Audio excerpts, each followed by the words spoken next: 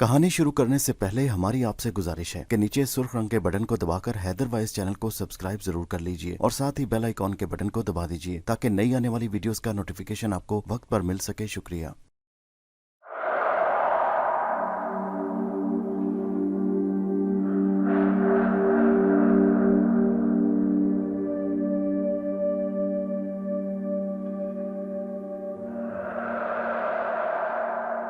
पेशे खिदमत है कहानी शातिर का दूसरा हिस्सा। मैं चौधरी साहब की पेशकश पर गौर करने लगा।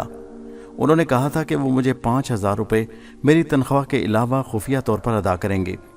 मुझे उनकी बेगम साहिबा के बारे में मालूमात हासिल करना थी और उन पर कड़ी नज़र रखना थी। मैं अजीब सी उलझन में पड़ गया। बड़े अनोखे वाक़यात थे। चौधरी साहब ने कहा, फिर क्या फ़ैसला किया तुमने? मैं तैयार हूँ चौधरी साहब। तुम्हारा शुक्रिया जलालुद्दीन। अब तुम अपने प्रोग्राम में थोड़ी सी तब्दीली पैदा कर लो। मुझे दफ्तर छोड़कर वापस घर चले जाया करो। इस तरह तुम्हें उसके साथ रहने का मौका मिलेगा और तुम उसका एतमाद हासिल कर सकोगे। आखिरी बात कहकर ये गुफ्तगू ख़त्म कर देता हूँ, वो ये कि उसे एक मर्द की हैसियत से मुतासिर करने की कोशिश मत करना। वो इस जाल में नहीं फंसेगी, क्योंकि मैं उसे जानता हूँ कि अगर ऐसा करने की कोशिश तुमने की तो उसे फ़ायदा हासिल होगा। वो तुम्हें एक बद किरदार इंसान करार देकर कोठी से निकाल सकती है। इस बात पर मैं भी इसे निराफ नहीं कर सकता। अब जाओ। मैं चौधरी साहब के पास से चला आया, मगर मेरे सर में हांडी पक रही थी। या इलाही, इस दुनिया में ये सब भी होता है। गालिबन इस कहानी को दोहराते हुए चौधरी साहब का गम फिर से उभर आया था। 1 घंटे के बाद जब मैंने चौधरी रियाज पर निगाह डाली तो वो बुरे हाल में नजर आया। उस पर सांस का दौरा पड़ गया था, आंखें चढ़ गई थीं और हालत बहुत ख़राब हो गई थी। मैं घबरा गया, कुछ समझ नहीं आ रहा था कि क्या करूँ। मजबूरन चौधरी के घर टेलीफोन किया। हुमा ने फ़ोन रिसीव किया। मैंने उसे सूरत हाल बताई तो उसने कहा कि वो बेगम साहिबा को इतला देती है। कुछ देर के बाद बेगम साहिबा की आवाज़ सुनाई दी। हाँ, क्या बात है? चौधरी साहब को सांस का दौरा पड़ा है, हालत बहुत ख़राब हो रही है। मैं क्या करूं बेगम साहिबा? उन्हें संभाल कर घर ले आओ, यहाँ दवाएं मौजूद हैं, परेशान होने की ज़रूरत नहीं। जी बेगम साहिबा। फ़ोन बंद करके मैंने चौधरी रियाज को संभाला और हज़ारों दिक्कतों के बाद दफ्तर का कमरा बंद करके उसे लेकर चल पड़ा। रास्ते में उसकी हालत सख्त तशवीशनाक हालत में थी। उसका सांस ठहरता ही नहीं था, सीना धोंकनी बना हुआ था। बस यूं लग रहा था जैसे वो घर तक जिंदा ना पहुंच सकेगा। सांस के साथ बड़ी कर्बनाक आवाजें निकल रही थीं। मैं तेज रफ्तारी से डाटसन दौड़ाता हुआ कोठी पहुंच गया। बेगम साहिबा हुमा के साथ बरामदे में मौजूद थीं। चौधरी साहब को अंदर पहुंचा दिया गया। मैंने कहा, किसी डॉक्टर को लाऊं बेगम साहिबा? नहीं, दवाएं मौजूद हैं, ठीक हो जाएंगे, बेगम साहिबा ने खुश्क लहजे में कहा। मैं वहां रुका तो उन्होंने मुझे घूरते हुए कहा, क्या बात है? जी मेरे लिए कोई हिदायत? जाओ आराम करो, उन्होंने उसी अंदाज में कहा और मैं वहां से निकल आया। चौधरी रियाज के लिए दिल दुख रहा था। मोहब्बत का मारा हुआ मजलूम इंसान, अजीब उलझा हुआ केस था, लेकिन मेरे लिए हर हाल में मुनाफा बख्श। हाँ, ये दूसरी बात है कि किसी कदर इंसानी हमदर्दी का मामला भी था, मगर मैं क्या कर सकता था? जिस हद तक मुझे चौधरी रियाज ने बताया था, इतना तो खुद जमशेद आलम साहब को मालूम था। बाकी दिन खामोशी से गुजर गया। हुमा ने शाम की चाय दी, मगर निगाहें उठाकर मुझे देखा तक नहीं। दूसरे दिन 9 बजे उसने कहा, चौधरी साहब दफ्तर नहीं जाएंगे, तुम लॉन की सफाई करा दो और इलेक्ट्रिशियन को बुलाकर बिजली के कुछ पॉइंट ठीक करा दो। कैसी तबीयत है चौधरी साहब की? ठीक है, उसने झटकेदार आवाज़ में कहा और चली गई। मैं भी कमरे से बाहर निकल आया। फिर मैं हुमा के बताए हुए कामों में मसरूफ़ हो गया और दिन उसी में गुजर गया। चौधरी साहब पूरा दिन नज़र नहीं आए। दूसरे दिन भी चौधरी साहब दफ्तर नहीं गए। अलबत्ता शाम को मैंने उन्हें बेगम साहिबा के साथ लॉन में टहलते देखा। बिल्कुल ठीक नजर आ रहे थे। मुझे इशारे से बुलाया और मैं उनके पास पहुंच गया। कहने लगे, कल दफ्तर चलना है और सुनो, तो मुझे दफ्तर छोड़कर घर वापस आ जाया करो। दफ्तर में कोई काम नहीं होता, घर के बहुत काम होते हैं। कुछ फर्नीचर दुरुस्त कराना है, सारा लॉन उजाड़ पड़ा है, थोड़ी सी इसकी देखभाल कर लिया करो और कुछ काम है हुमा तुम्हें बता देगी। मुकर्ररा वक्त पर जाकर मुझे ले आया करो। मैंने बेगम साहिबा से बात कर ली है। जी चौधरी साहब, मैंने सादतमंदी से कहा। बेगम साहिबा ने मेरी तरफ निगाहें उठाकर भी नहीं देखा था। बात खत्म हो गई। रात का खाना खाने के बाद मैं आराम करने लेट गया। वो हुमा इस दौरान इस तरह मुझसे बेताल्लुक रही जैसे शनासाई ही ना हो, लेकिन उसकी मजबूरी मैं समझता था। चुनाचे अब उसकी इन हरकतों पर मैं तवज्जो नहीं देता था। उस वक्त सुबह के 5:30 बजे थे और मैं ख्वाब खरगोश के मज़े ले रहा था कि किसी ने मुझे झिंझोड़ कर जगा दिया। मैंने हैरान निगाहों से झिंझोड़ने वाले को देखा। वो हुमा थी। हैरान निगाहों से हुमा को देखा। धुंधलाई हुई आंखों में हुमा का चेहरा उभर आया। वो मुझ पर झुकी हुई थी। उसने सरगोशी के अंदाज में कहा, जलाल होश में आओ, सुनो, गाड़ी एहतियात से चलानी है, कोई गड़बड़ हुई है उसमें, ख्याल रखना। ये अंदाज़ा खुद लगाने की कोशिश करना कि गाड़ी में क्या हुआ है। तुम होश में आ गए हो? मेरे अल्फाज तुम्हारे जहन में आ गए हैं ना? उसने एक बार फिर मुझे झिंझोड़ने की कोशिश की। मैं हक्का बक्का उसकी सूरत देख रहा था। फिर मैंने कहा, क्या मतलब है? क्या किया है गाड़ी में? किसने किया है? गाड़ी एहतियात से चलाना, बस इससे ज़्यादा मुझे कुछ मालूम नहीं। वो तेज़ रफ्तारी से वापस कहकर पलट गई और खुले हुए दरवाजे से बाहर निकल गई। मैं आंखें फाड़े दरवाजे को घूरता रहा। मेरा जहन साएं साएं कर रहा था। अव्वल तो कच्ची नींद से जाग गया था, ऊपर से हुमा के अल्फाज। आंखें बंद होने लगीं, लेकिन दफ्तनी जहन एक झटके से जाग गया। यकीनन तौर पर यह सब कुछ ख्वाब नहीं था। हुमा अंदर आई थी और उसने मुझे इत्तला दी थी। चंद लम्हात इसी तरह चकराया चकराया लेटा रहा, फिर उठकर बैठ गया। कुछ समझ में नहीं आ रहा था, चुनाचे उठकर गुसल खाने की जाने पड़ गया। सर पर खूब ठंडा पानी बहाया, जिससे दिमागी कैफियत कुछ बहाल हुई। हुमा के अल्फाज पर गौर करने लगा। हाँ, हुमा गाड़ी के बारे में कुछ कह रही थी। मैं एक बार फिर सोच की गहराइयों में उतर गया। हुमा कह रही थी कि गाड़ी, बात कुछ समझ में आने लगी और फिर मैं अपने बाल संवार कर बाहर निकल आया और देर तक दोनों हाथों से सर पकड़े बैठा रहा। गाड़ी में क्या हुआ, क्या किया किसने, ये सोचता रहा। बाहर सूरत हाल बहुत सनसनीखेज थी। मुझे खुद को संभाले रखना था। गाड़ी में आखिर क्या किया गया है, कुछ समझ में तो आए। हुमा ने यह इत्तला मुझे क्यों दी, उसे क्यों शुबा हुआ? दिल चाहा कि किचन में जाकर उससे इस सिलसिले में बात करूं, लेकिन उसने मोहतात रवैया अपनाया हुआ था, उसकी वजह से खामोश हो गया। बेचारी मेरी वजह से किसी मुसीबत में गिरफ्तार ना हो जाए और उसके बाद अपने आप को संभाले रखना था, एसाब को काबू में रखना था। चुनाचे खामोशी से नाश्ता किया। उधर बेगम साहबा और चौधरी साहब भी जा गए थे। मैंने उन्हें लॉन पर टहलते देखा। आम तौर से इतनी सुबह ये लोग नहीं जागते थे। न जाने क्यों आज खिलाफे मामूल ये बात हुई थी, लेकिन जाहिर है उनसे ये सवाल तो नहीं किया जा सकता था। मैं गाड़ी की सफाई में मसरूफ़ हो गया, लेकिन यहाँ भी मैंने मोहतात रवैया अपनाए रखा। हालांकि मेरे जहन में शदीद तजस्सुस था, लेकिन गाड़ी की देखभाल करने का मकसद ये था कि बेगम साहिबा शुबे का शिकार हो जाए। सारा किया धरा चौपट हो जाएगा। जब चौधरी साहब गाड़ी में आकर बैठे तो बेगम साहिबा ने बरामदे में उन्हें खुदा हाफिज कहा। यह भी कुछ खिलाफे मामूल सा था, क्योंकि अमूमन ऐसा नहीं होता था। मैं ड्राइविंग सीट पर बैठ तो गया, लेकिन दिल में अजीब सी पकड़ धकड़ हो रही थी। न जाने क्या क्या ख्यालात आ रहे थे। मुझे यूं महसूस हो रहा था कि जैसे मैंने जूं ही स्विच ऑन किया, बम का धमाका होगा और गाड़ी के परखचे उड़ जाएंगे। हिम्मत करके स्विच लगाया, गाड़ी गियर में डाली। हुमा ने गेट खोल दिया। मैं फर्स्ट गियर में गेट से बाहर निकल आया, सेकंड गियर लगाया और गाड़ी की रफ्तार तेज कर दी। उसके इंजन की आवाज़ सुनने की कोशिश कर रहा था। गो बहुत ज़्यादा मश्क नहीं थी मुझे, लेकिन ये अंदाज़ा हो गया था कि इंजन की आवाज़ में कोई गड़बड़ नहीं। फिर ज़्यादा फासला नहीं आया था कि मुझे ब्रेक का ख्याल आया और मैंने ब्रेक चेक करने के लिए ब्रेक पैडल पर पैर रख दिया। दूसरे एक झटका लगा मुझे। पैडल नीचे बैठ गया और ब्रेक नहीं लगा। रफ्तार मैंने अभी ज़्यादा तेज़ नहीं की थी और सेकंड गियर में चल रहा था, इसलिए गाड़ी को रोक लेना मुश्किल काम नहीं था। लेकिन अब मेरी जहानत भी जाग उठी थी। सड़क सुनसान थी और परेशानी की कोई बात नहीं थी। कम से कम अब कोठी से इतनी दूर निकल आए थे कि कोठी से गाड़ी को देखा नहीं जा सकता था। अकब नुमा आईने में जब मैंने कोठी को बिल्कुल ही गुम पाया और ये शुबा न रहा कि वहाँ से कोई गाड़ी को देख लेगा, तो मैंने सड़क की साइड के करके गाड़ी रोक दी। चौधरी साहब चौंक पड़े। उन्होंने पीछे से कहा, क्या बात है, खैरियत? गाड़ी के ब्रेक फेल हो गए हैं चौधरी साहब। हैं? चौधरी साहब किसी कदर हरासा लहजे में बोले। जी हाँ, ब्रेक बिल्कुल नहीं लग रहे। अरे अचानक ये कैसे हो गया?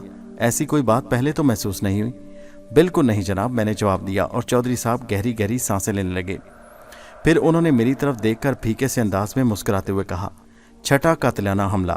मैंने कोई जवाब नहीं दिया। चौधरी साहब बोले, तुम्हारा क्या ख्याल है, क्या ब्रेक खुद ब खुद फेल हो गए थे? खुद ब खुद तो नहीं हो सकते जनाब, यकीनन कुछ किया गया है। चौधरी साहब चंद लम्हात कुछ सोचते रहे, फिर बोले, अब सारी बात समझ में आ गई। मैं हैरान था कि डॉटसन क्यों खरीदी गई है। पहले तो मैं यही समझा था कि उसे चूंकि खुद आने जाने में तकलीफ होती है, इसलिए उसने ये घटिया सी गाड़ी खरीद कर मेरे हवाले कर दी। लेकिन अब असली बात समझ में आ गई। पहले उसने वो उम्दा गाड़ी दाव पर लगा रखी थी।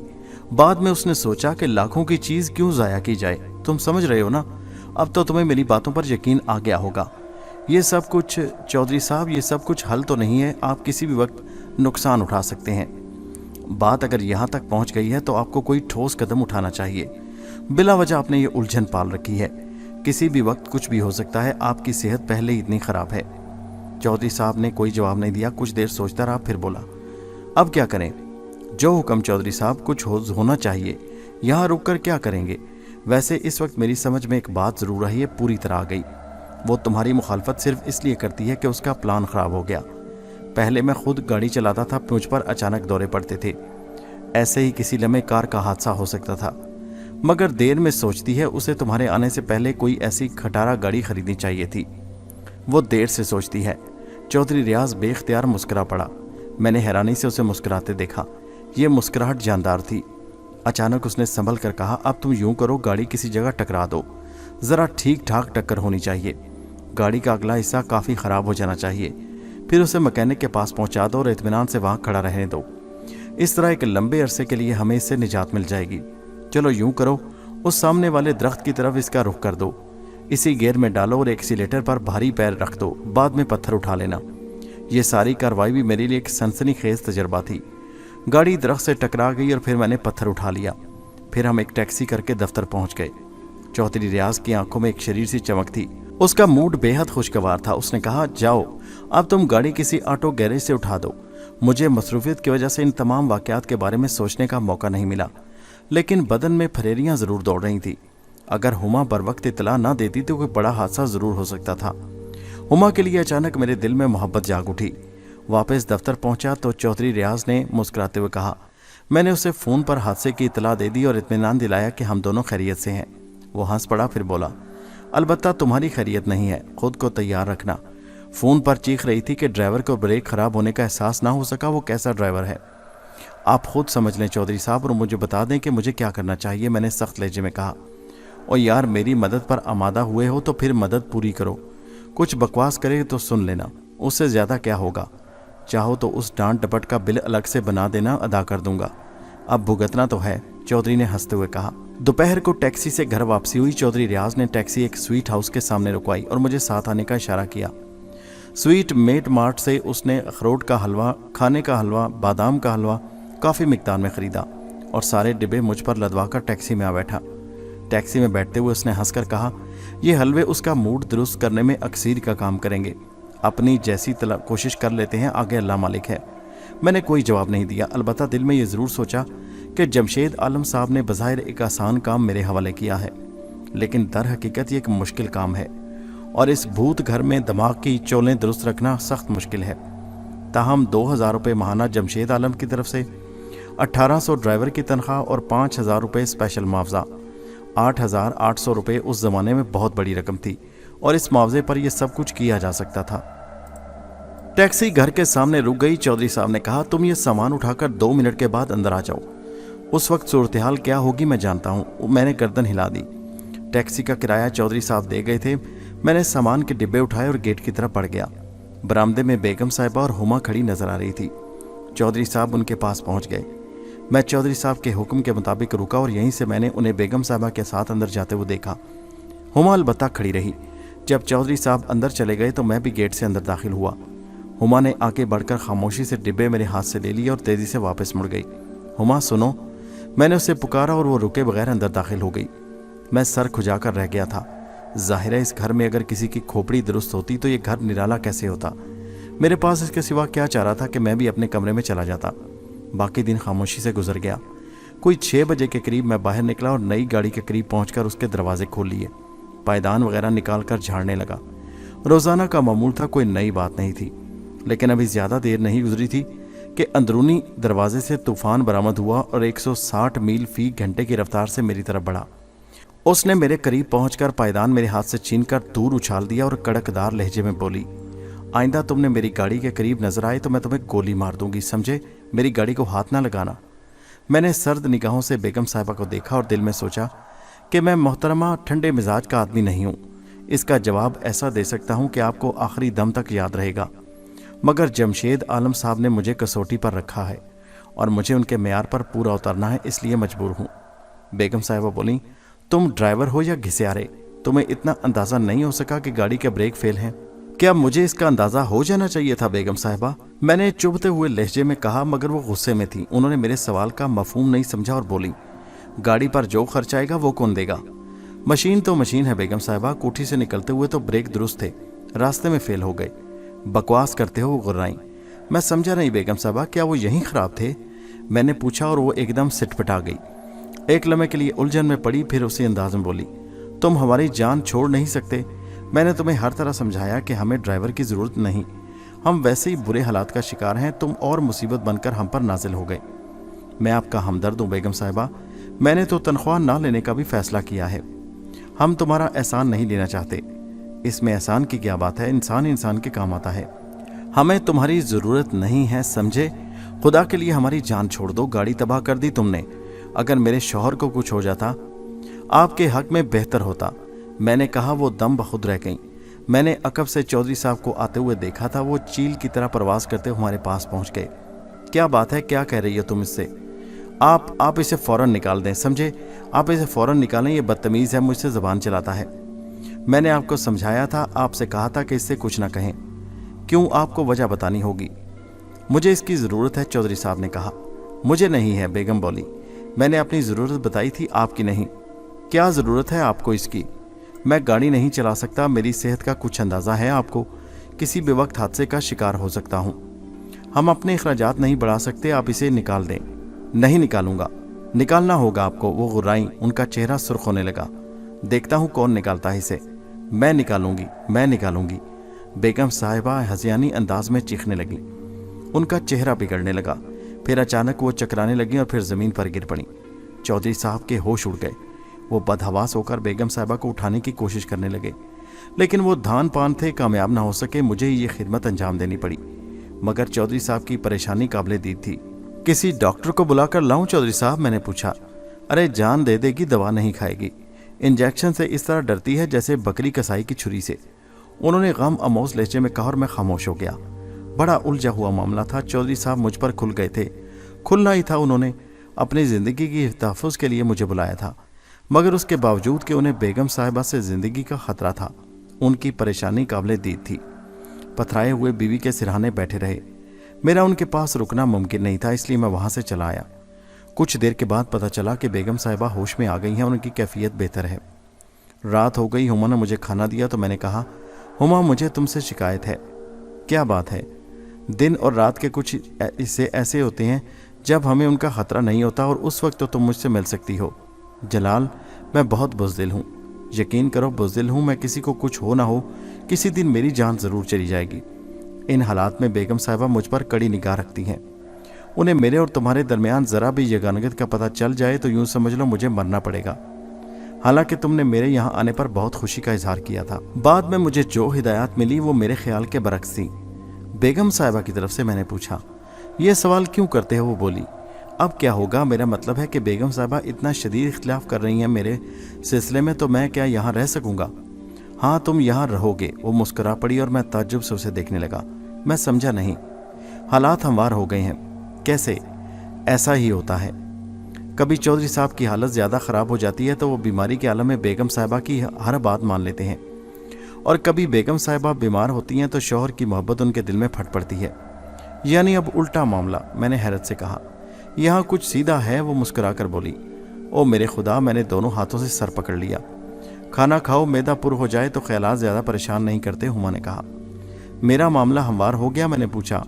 हाँ, बेगम साहिबा ने अपना मुतालबा वापस ले लिया है। अब शायद तुम्हारी मुखालफत कभी ना हो। तुम्हें कैसे मालूम?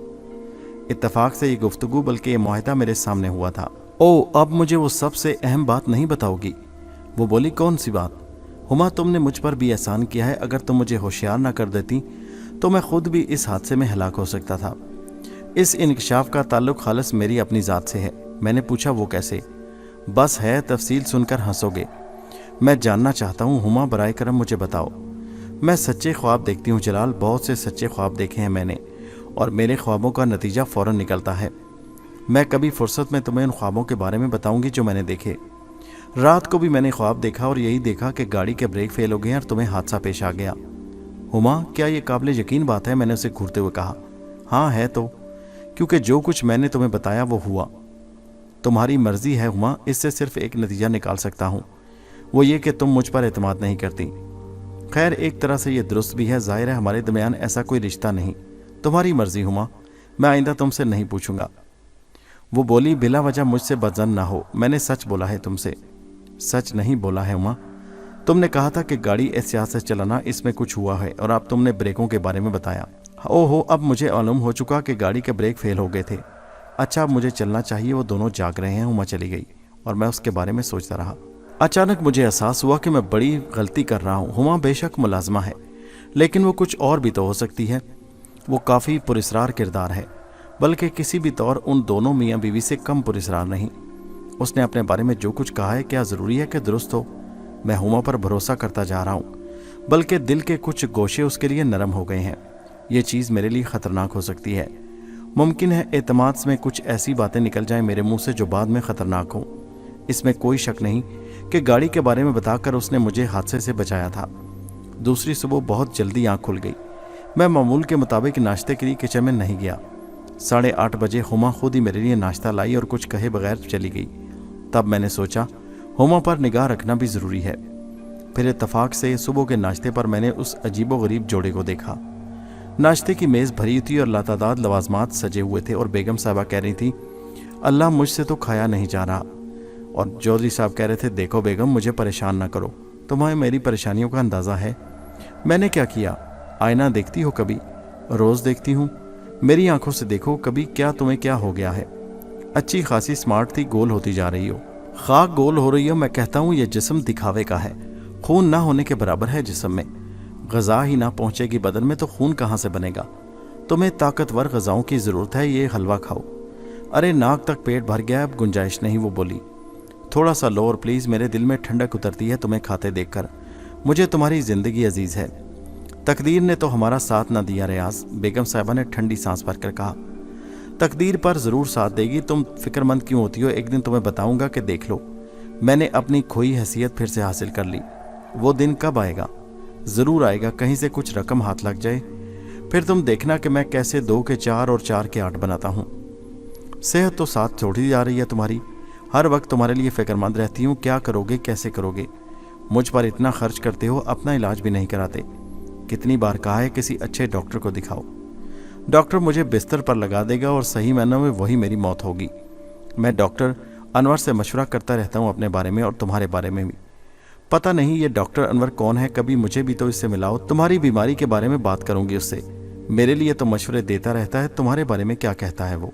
मेरे बारे में वो क्या कहेगा, जबकि अपनी बीमारी मैं खुद समझता हूँ। मुश्किलात ने मुझे निढाल किया है, वरना। चौधरी साहब ने कहा। बेगम साहिबा इस गुफ्तगू के दौरान मुसलसल हलवे पर हाथ साफ किए जा रही थी, और मैं हैरत से उस औरत को देख रहा था जो इस गमनाक गुफ्तगू के दौरान हलवे की पूरी प्लेट साफ कर गई थी। चौधरी साहब उस दिन दफ्तर नहीं गए थे। शाम को वो बेगम साहिबा को लेकर सैर करने निकल गए। घर में हुमा तन्हा मेरे साथ थी, लेकिन मैं अपने कमरे में ही रहा। मैं हुमा से नाराज़गी का इजहार करना चाहता था। अलबत्ता मैं उसका इंतज़ार करता रहा, लेकिन वो भी मेरे पास नहीं आई। अलबत्ता रात को खाना रख कर चली गई। न जाने मेरे जहन में क्या ख्याल आया। मैंने उसके बाहर निकलते ही खुद भी अपनी जगह छोड़ी और बाहर आ गया। वो अपने कमरे में नहीं थी, बल्कि उसका रुख उन दोनों की ख्वाबगाह की तरफ था। फिर वो दरवाज़ा खोलकर अंदर दाखिल हो गई। ख्वाबगाह में रोशनी करके उसने दरवाज़ा अंदर से बंद कर लिया। ऐसा कोई ज़रिया नहीं था कि मैं अंदर झांक सकता। चंद लम्हात में रुका रहा, फिर ये तगो-दो बेकार समझकर वहाँ से वापस पलट आया। खाना खाते हुए मैं देर तक सोचता रहा कि अब मुझे क्या करना चाहिए। दूसरे दिन मैं नई गाड़ी में चौधरी साहब को दफ्तर लेकर चल पड़ा। तय ये हुआ था कि मैं गाड़ी लेकर वापस आ जाऊंगा। रास्ते में चौधरी साहब ने कहा, इस वाक़े ने तुम्हारे लिए हालात बेहतर कर दिए। वो कैसे चौधरी साहब? अब वो तुम्हारी मुखालफत नहीं करेगी, उसने वादा किया है। ये सब कुछ मेरे लिए बेहद अजीब है चौधरी साहब। मैं जानता हूँ, मगर तुम बताओ मैं क्या करूँ? मैं उसे चाहता हूँ और वो मेरी मौत की ख्वाहिशमंद है। आपके जहन में ये ख्याल कैसे पैदा हुआ चौधरी साहब? सिर्फ ख्याल पर तो ये सब कुछ नहीं किया जाता। कौन घर की बात बाहर निकालना पसंद करता है? गोया आपको पूरा यकीन है। कितनी बार मुझसे सवाल करोगे यार? दरअसल ये सब कुछ मेरी समझ में नहीं आ रहा। अगर बेगम साहबा कभी आपको नुकसान पहुंचाने में कामयाब हो जाएं तो आपको क्या फ़ायदा होगा? आप तो जान से जाएंगे, और फ़र्ज़ कीजिए उनके जुर्म का राज फाश हो जाए तो जाहिर है उन्हें सज़ा हो जाएगी। आपको क्या मिलेगा? चौधरी साहब फीके से अंदाज में हंस पड़े। तुम्हारा दिल चाहे तो तुम उसे मेरी दीवानगी कह सकते हो। मैं उसे अपनी ज़िंदगी से ज़्यादा चाहता हूँ, मगर वो कोई क्या कर सकता है? किसी के दिल को तो नहीं बदला जा सकता। वो मुझसे इसलिए बददिल है कि मैं कल्लाश हो चुका हूँ। मैं थोड़ा सा वक्त चाहता हूँ। अगर मुझे संभलने का मौका मिल जाए तो मैं वो सब कुछ फिर हासिल कर सकता हूँ जो खो चुका हूँ, और उस वक्त मुझे यकीन है उसे अपने किए पर पछतावा होगा। गो उसे इसका यकीन नहीं, और वो सिर्फ मेरी मौत का इंतज़ार करती है ताकि मेरे बीमे की रकम उसे मिल जाए। मगर मैं कुछ और सोच रहा हूं जो मैं तुम्हें बता चुका हूं। आपके दरमियान इस मौजू पर बात हुई है कभी? किस मौजू पर? मेरा मतलब है आपने अपने बारे में कभी बेगम साहिबा से खदशे का इजहार किया? जाहिर है जो कुछ वो कर रही है वो तो मैं उससे नहीं कह सकता। हाँ, वो मेरी तरफ से फिक्रमंदी का इजहार करती है। कभी आपने उनसे अलहदगी का जिक्र किया है? सिर्फ एक बार, और उस पर दौड़ा पड़ गया था। उसने बहुत रंज का इजहार किया था इस ख्याल पर। वैसे भी उसे शदीद ब्लड प्रेशर रहता है। ये ख़तरनाक हो सकता है, जबकि वो कोई इलाज भी नहीं करती इसका। उसे दवाओं से चिढ़ है। उनकी खुराक भी माफ़ कीजिएगा बहुत है, और ब्लड प्रेशर के मरीज़ा होने के बावजूद वो उन चीज़ों को पसंद करती हैं जिनमें कोलेस्ट्रॉल की मिकदार बहुत ज़्यादा होती है। इसमें कोई शक नहीं कि वो मरीज़ा है, मगर ये अशिया उसे तंदुरुस्त रखती हैं। उसने अपने बढ़ते हुए वज़न की वजह से डाइटिंग की थी, जिसने उसे ज़िंदा दरगोर कर दिया। वो खा पी कर ही तंदुरुस्त रहती है। इन तमाम चीज़ों का उसे बेहद शौक है। अगर कभी कुछ कमी हो जाती है तो वो महसूस करने लगती है। अजीब गोरख धंधा है, मैंने गहरी सांस लेकर कहा। फिर अचानक मुझे ख्याल आया और मैंने पूछा, ये हुमा कैसी लड़की है? हुमा? क्यों? चौधरी साहब ने चौंक कर पूछा। वो कभी बेगम साहिबा की आलाकार नहीं बन सकती? ओ हरगिज़ नहीं, वो बहुत प्यारी लड़की है, बहुत मासूम और बेज़रर। अगर उसके कानों में कभी ऐसी बात डाल भी दी जाए तो किसी को नुकसान पहुंचाने के बजाय वो खुद ही खौफ से मर जाएगी। मैं बेवकूफ़ नहीं, उसका जायज़ा ले चुका हूँ। तुम्हें उस पर कोई शक है? बिल्कुल नहीं, मैंने बस यूं ही उसके बारे में पूछा था। नहीं, उस पर कोई शुबा न करो। बेगम भी इतनी बेवकूफ़ नहीं है कि उससे ऐसा कोई काम लेने की कोशिश करे। वही बाद में उनकी गर्दन फंसाने का बायस बन सकती है। मैं चौधरी साहब की बात से मुत्तफिक नहीं था, लेकिन कोई इजहार भी नहीं करना चाहता था। उन्हें दफ्तर पहुंचाकर वापस पलटा। जमशेद साहब बहुत याद आ रहे थे और फिर मौका भी था, चुनाचे उनकी तरफ चल पड़ा। उन्होंने हंसपे आदत मुस्कुराकर मेरा इस्तकबाल किया। आपने जो काम मेरे सपुर्द किया उसके बारे में एक सवाल करना चाहता हूँ। ज़रूर, उन्होंने कहा। यह काम कोई और भी कर सकता था। क्या मतलब? आपको कोई दूसरा बेवकूफ़ नहीं मिला था? अरे कोई अहम बात हो गई है शायद। नहीं, ऐसी कोई बात नहीं, सब कुछ मामूल के मुताबिक है। हो सकता है कोई ख़ास बात बहुत जल्द हो जाए। मसलन क्या? उन्होंने दिलचस्पी से पूछा। इस बार आपको 4 साल के लिए मुझे पागल खाने पहुंचाना पड़ेगा, क्योंकि आपने मुझे गैर सरकारी पागल खाने तो भेज ही दिया है। अरे हिम्मत हार रहे हो? वो हंस कर बोले। नहीं, हिम्मत नहीं हार रहा, बल्कि मेरे दिमाग के कल पुर्जे कुछ गड़बड़ होने लगे हैं, मैंने कहा। और जमशेद आलम मुझे पुरख्याल नज़रों से देखने लगे। फिर बोले, दर हकीकत मेरे लिए भी इस कदर अहम नहीं है अजीज़म। यूँ समझ लो कि मैं हारून अहमद साहब की मरवत में ये सब कुछ कर रहा हूँ। अखराजात भी वही कर रहे हैं और उनका बोझ मुझ पर नहीं है। तुम अगर कुछ मुश्किल महसूस कर रहे हो तो वापस आ सकते हो। वैसे मैंने तुमसे बहुत सी उम्मीदें वाबस्ता कर ली थी और यह तजर्बा करके बहुत खुश था। तजर्बा? मैंने सवाल किया। पुलिस दिन रात यही सब कुछ करती है। बरखुरदार ऐसे जराइम शायद जहनी कलवश के बाद किए जाते हैं, और शदीद जहनी इनके बाद उनका सुराग लगाया जाता है। गुत्थियों को सुलझाने के लिए मेहनत करना पड़ती है। तजर्बा ये किया था मैंने कि एक गैर सरकारी काम एक गैर सरकारी शख्स के हवाले किया था। अगर कोई तरबियत याफ्ता आदमी इस तरह जगह भेजा जाता तो वो तरबियत याफ्ता अफराद की तरह काम करता। उस तरह नाकामी का अंदेशा होता और बात सरकारी हैसियत इख्तियार कर जाती, जबकि अभी तक ये मामला बिल्कुल गैर सरकारी है। यूं समझ लो हारून साहब को अपनी ड्यूटी के दौरान एक केस मिला था जिसे हल करने में उन्हें नाकामी हुई थी। ये एक कत्ल का मामला था, और कत्ल भी उनकी एक अजीज़ा का हुआ था, मगर कोई कोशिश कारगर ना हुई और वो मुजरिम ना पकड़ सके, बल्कि उन्हें सबूत ना मिला। ये दाग उनके जहन में था और इस दाग को दूर करना चाहते थे। इसके लिए रिटायर होकर भी उन्होंने अपनी कोशिश जारी रखी। तुम समझ रहे हो ना, ये अना का मामला था और रिश्ते का भी। जी जी। चौधरी रियाज उस पाए का आदमी नहीं था कि DIG हारून अहमद उससे दोस्ती करते। तो फिर ये दोस्ती उन्होंने अपने शुबे की बिना पर खुद की थी, क्योंकि उन्हें अपनी उस अजीज़ा के कत्ल के सिलसिले में चौधरी रियाज पर शुबा था। जमशेद आलम के इस इंकशाफ पर मैं उछल पड़ा। चौधरी रियाज पर? हाँ, तुम्हें हैरत है? वो तो बहुत मरंज आदमी है, और उनके अल्फाज की रोशनी में तुम इस पर गौर करो और बताओ क्या वो कातिल हो सकता है? जमशेद आलम मुस्कुराकर बोले। खुदा की पनाह, मैं कुछ नहीं कह सकता। मैंने इब्तदा ही से ये पॉइंट तुम्हारे जहन में रखा है। तुमसे कहा है कि तुम सिर्फ चौधरी रियाज की बीवी की तरफ ही मुतवज्जो न रहना, बल्कि रियाज पर भी निगाह रखना। उसकी यही वजह थी। चौधरी नहीं जानता कि हारून अहमद साहब का उस औरत से कोई रिश्ता था, और वो इस कत्ल की तफ्तीश अपनी निगरानी में कराते रहे हैं। बात आई गई हो गई, मगर वो हारून अहमद के जहन से नहीं निकला, और हारून अहमद बड़ी मुश्किल से उसे अपने जाल में फांस सके थे। यहाँ तक कि चौधरी उनसे अपने दिल की बात कह बैठा और उन्होंने उससे हमदर्दी करते हुए उसे यकीन दिलाया कि वो कुछ करेंगे। उन्होंने मुझसे बात की और मैंने इत्तेफाक से तुम्हें इस काम के लिए चुन लिया। उसकी इतला मैं हारून अहमद साहब को दे चुका हूँ। हारून अहमद साहब से तो उस औरत का कोई रिश्ता था, मगर चौधरी से उसका क्या रिश्ता था, मैंने पूछा। मियाँ बीवी का। जमशेद आलम ने एक और धमाका किया। यानी चौधरी रियाज इससे पहले भी शादी कर चुका है और ये खातून उसकी दूसरी बीवी है?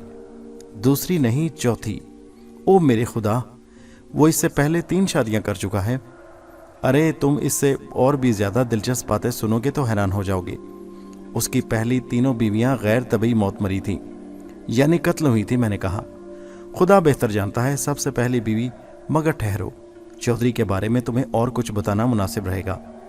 बहुत पहले वो चौधरी रियाज नहीं था। शायद तुमने कभी कोमल कुमार का नाम सुना होगा। नहीं, मैंने कभी नहीं सुना। फिल्म इंडस्ट्री का एक नाकाम अदाकार जो एक नामवर अदाकारा बेलावती की दरियाफ्त था। बेलावती का असल नाम हमीदा सुल्ताना था, फिल्मी नाम बेलावती। इस तरह कोमल कुमार का असली नाम रियाज खान था और फिल्मी नाम कोमल कुमार। बेलावती को उससे मोहब्बत हो गई और उसने अपनी इंतहाई कोशिशों से कोमल कुमार को एक फिल्म में अपने मुकाबिल हीरो का किरदार दिलवाया। वो फिल्म सिर्फ कोमल कुमार की वजह से फ्लॉप हो गई। फिर कई फिल्मों में उसे विलन का किरदार मिला, मगर वो बिल्कुल नाकाम रहा। कुछ अरसा उसे छोटे छोटे रोल मिलते रहे, मगर उसे किसी हैसियत से पसंद न किया गया। उसकी वजह से बेलावती ने फिल्म इंडस्ट्री से नाराज़ होकर अदाकारी छोड़ दी और कोमल कुमार से शादी कर ली। वो लाखों की दौलत रखती थी। ये सारी दौलत उसने जज्बाती होकर कोमल कुमार के नाम कर दी। उसे बेहद दुख था कि इंडस्ट्री ने उसके महबूब का कैरियर न बनने दिया और इस दुख ने उसे शदीद जहनी सदमे से दो चार किया। उसने कई डायरेक्टरों की पिटाई कर दी और एक सरफिरे डायरेक्टर ने उसे सरेआम गोली मार दी और ख़ुद उम्र कैद भुगतने निकल गया। अदाकारा की दौलत कोमल कुमार को मिल गई। साफ सुथरे कानूनी रास्ते से कत्ल के मुलजिम को सज़ा हुई। फिर कोमल कुमार यानी रियाज खान चौधरी रियाज के नाम से मंजर-ए-आम पर आया। इस बार इसने शकीला हुसैन नामी एक लड़की से शादी की, जिससे इसकी मुलाकात एक क्लब में हुई थी। शकीला को कोठी, कार और लाखों रुपए नकद के अलावा एक साबुन फैक्ट्री जहेज में मिली थी। वैसे भी उसका बाप फौत हो चुका था, सिर्फ माँ थी जिससे शकीला को बहुत प्यार था। शादी के 1 साल बाद शकीला की माँ का इंतकाल हो गया और वह माँ की मौत के सदमे से पागल हो गई। बाद में उसने दिमागी अस्पताल में बुलंद जगह से कूदकर खुदकुशी कर ली और चौधरी रियाज को अरसा दराज तक साहिल समंदर पर और वीरानों में उदास देखा गया। रफ्ता रफ्ता उसे सब्र आने लगा। अलबत्ता उसने वो साबुन फैक्ट्री बेच दी, शकीला की कोठी और उसकी याद दिलाने वाली हर चीज़ बेच दी और रुपया बैंक में जमा कर दिया। फिर सईदा ने उसका गम बांट लिया। सईदा हारून अहमद की दूर की अजीज़ा थी। वो भी तन्हा और दौलतमंद थी। रियाज ने उसे 50 लाख महर नकद अदा कर दिया और बाद में अपनी तमाम दौलत उसके नाम मुंतकिल कर दी और ख़ुद उसका अटॉर्नी रह गया। शकीला ने इस जज्बाती कदम का जज्बाती जवाब दिया और अपने शोहर को कंगाल न रखा। उसने भी वही जज्बाती कार्रवाई की। सईदा ने भी सिर्फ 1.5 साल चौधरी रियाज का साथ दिया। उसकी कार का हादसा हुआ और वो उसका ड्राइवर हलाक हो गए। जाहिर है उसका नतीजा क्या हो सकता था। हारून अहमद उन दिनों ऑन ड्यूटी थे। उन्होंने सख्त तरीन कोशिश कराई, लेकिन चौधरी रियाज बेदाग था। वो किसी जुर्म में मुलविस न पाया गया। लेकिन हारून अहमद साहब की तसल्ली नहीं हुई। वो बाद में भी कोशिशें करते रहे, मगर कामयाब न हुए। फिर रिटायर हो गए। इस तफ्तीश के दौरान वो चौधरी के सामने कभी नहीं आए, इसलिए चौधरी उन्हें नहीं पहचानता। एक जगह उनका तारुफ हुआ और हारून अहमद के एहसासात फिर जाग उठे। उन्होंने उससे गहरी दोस्ती कर ली। उन्हें इल्म हुआ कि चौधरी रियाज ने फिर शादी कर ली है, मगर इस बार शायद उसके सितारे गर्दिश में हैं। जिन मोहतरमा से रियाज ने शादी की है वो भी 2 अदद शोहरों का नाश्ता कर चुकी है। उनका माजी भी चौधरी से मुख्तलिफ नहीं। किसी ज़माने में वो गाजी एंड को नामी एक फर्म के मालिक की सेक्रेटरी थी। बाद में गाजी साहब ने उनसे शादी कर ली और स्विट्ज़रलैंड में वफात पा गए। बेगम साहिबा तन्हा शौहर की मैयत के साथ वापस आईं और बहुत अरसे तक मशहूर बेवा रहीं। फिर उनकी बेवगी दूर हो गई। 30 घोड़ों के मालिक रेस कोर्स के शहंशाह इब्रार शेख से उन्होंने शादी कर ली। इब्रार शेख ने अपने एक पसंदीदा घोड़े के गैर मुतवक्को हार जाने से रेस कोर्स में ही खुदकुशी कर ली। खैर से चौधरी रियाज उनके तीसरे शौहर हैं। इस तरह उन्होंने गोया चौधरी साहब का चैलेंज कबूल किया। तुम बोर तो नहीं हो रहे इस कहानी से? जमशेद आलम साहब ने पूछा।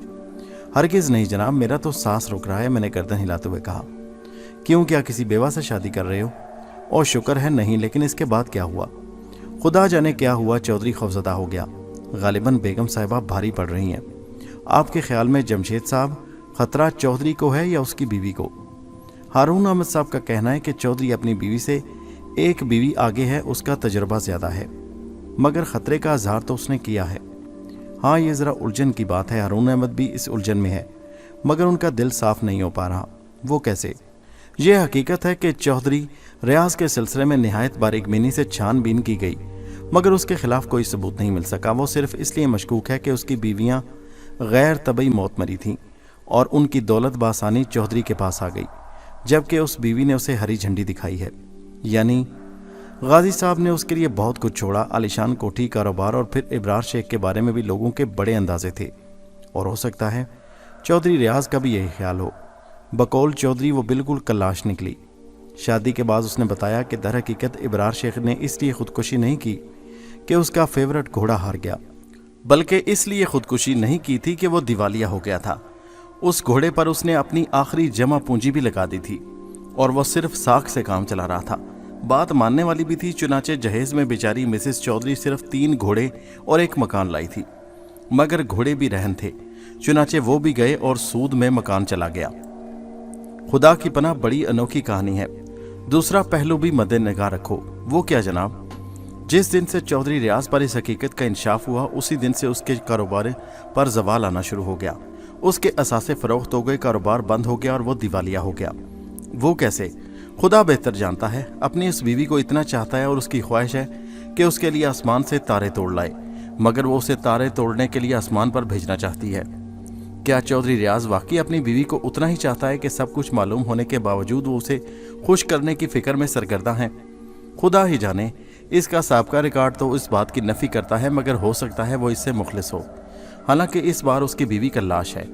नहीं, वो भी कल्लाश नहीं, बल्कि एक बहुत बड़ी रकम की बीमा शुदा है। जमशेद आलम साहब हंस पड़े और मैं हैरत से मुंह फाड़े उन्हें देखता रहा।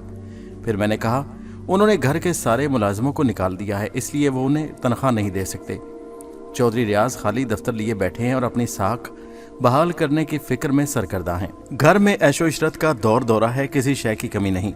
चौधरी साहब ने 1800 रुपये तनख्वाह के अलावा 5000 की माहवार की पेशकश मुझे अलग से की है। अरे क्या? जमशेद आलम उछल पड़े। जी हाँ। उसकी तफसील? उन्होंने पूछा और मैंने उन्हें चौधरी साहब की सौंपी हुई जिम्मेदारी उन्हें बता दी और जमशेद आलम गर्दन हिलाने लगे। इसके अलावा मैंने कहा, चौधरी साहब 1 करोड़ के बीमाशुदा हैं। उस रकम की सालाना प्रीमियम क्या होगी? और फिर कल्लाश बेगम साहिबा भी बीमाशुदा हैं, उनकी प्रीमियम। तुर्रा ये कि दोनों मियाँ बीवी कर्ज लेकर जिंदगी गुजार रहे हैं। बेगम साहिबा ने शौहर की हलाकत के लिए गाड़ी खरीदी है जो 50,000 से 70,000 मालियत की जरूर होगी। मुझे इस केस के इस कदर पुरलुत्फ होने की उम्मीद नहीं। तुम्हारी जगह मैं होता तो उससे पूरा लुत्फ लेता। आपने तवील अरसा तरबियत और इसके बाद तजर्बे में गुजारा है जनाब, और मेरे बारे में आप जानते हैं। ओ नहीं जलाल, तजर्बा वक्त देता है। तुम कुछ करोगे ही नहीं तो तजर्बा कैसे हासिल होगा? इस वक्त तुम्हारा 2 शातिरों से वास्ता है जिन्होंने बिसात बिछा रखी है और उस पर बेहतरीन खेल खेल रहे हैं। तुम्हें इस खेल का जायजा लेना है और मैं तुम्हें इतना कमज़ोर नहीं समझता कि तुम इस बिसात पर उनका मोहरा बनकर करप्ट हो जाओ। तुम्हें अपनी हैसियत मनवानी होगी और किसी फैसले पर पहुंचना होगा। फिर तुम्हें कोई फिक्र भी नहीं होनी चाहिए, क्योंकि तुम्हारे कानून का सहारा हासिल है और तुम कानून के लिए काम कर रहे हो। मैं गहरी सांस लेने लगा। दिमाग की चोलें हिल गईं। अनोखे इंकशाफात हो रहे थे और इस जमशेद आलम साहब खुद भी किसी से कम नहीं थे। हर बार नया शोशा छोड़ते थे। ये नहीं था कि शुरू में ही सब कुछ बता देते। जाहिर है कि वो एक घाघ पुलिस ऑफिसर थे। चौधरी रियाज खुद भी बहुत चालाक इंसान है, ये बात जहन में रखना। अगर सिर्फ चाहतों का मामला होता तो वो अपने खदशात पुलिस तक कभी न लाता। आखिर उससे उसका क्या मकसद है? जमशेद आलम ने कहा। मुमकिन है वो उसे एहसास दिलाना चाहता हो कि वो तमाम तर मोहब्बतों के बावजूद अपना तहफ़्फ़ुज़ भी कर रहा है। हाँ, ये भी है, मगर तुम्हारा ये नुक्ता बेबुनियाद नहीं। मुमकिन है तुम्हारा मसला उसने अपनी बीवी की जहानत पर छोड़ दिया हो और बड़ी गहराई में जाकर उसे ये एहसास दिलाना चाहता हो कि वो अपने तहफ़्फ़ुज़ से गाफिल नहीं। ओहो, ऐसा ना हो कि इन बेशुमार नुक्तों में कहीं मैं भी नुक्ता बनकर रह जाऊं। हिम्मत से काम लो दोस्त, सोना तब कर कुंदन बनता है। घबराने या उकताने से ज़िंदगी के मसाइल हल नहीं होते। मेरे ख्याल में अब तुम्हारे पास मालूमात का ज़ख़ीरा है, तुम इसके सहारे काम कर सकते हो। जी बेहतर। मैं ठंडी सांस लेकर उनके पास से उठ गया और इन तमाम नुक्तों में घिरा गाड़ी चलाता हुआ उस पुरस्रार इमारत में दाखिल हो गया। लेकिन यहाँ दाखिल होकर मैंने खुद को संभाल लिया। दोस्तों, ये कहानी जारी है। इसका अगला हिस्सा नेक्स्ट वीडियो में मुलाहिजा कीजिए। नीचे कमेंट में ज़रूर बताइए कहानी आपको कैसी लगी और हमारे चैनल हैदर वॉइस को सब्सक्राइब कीजिए। शुक्रिया।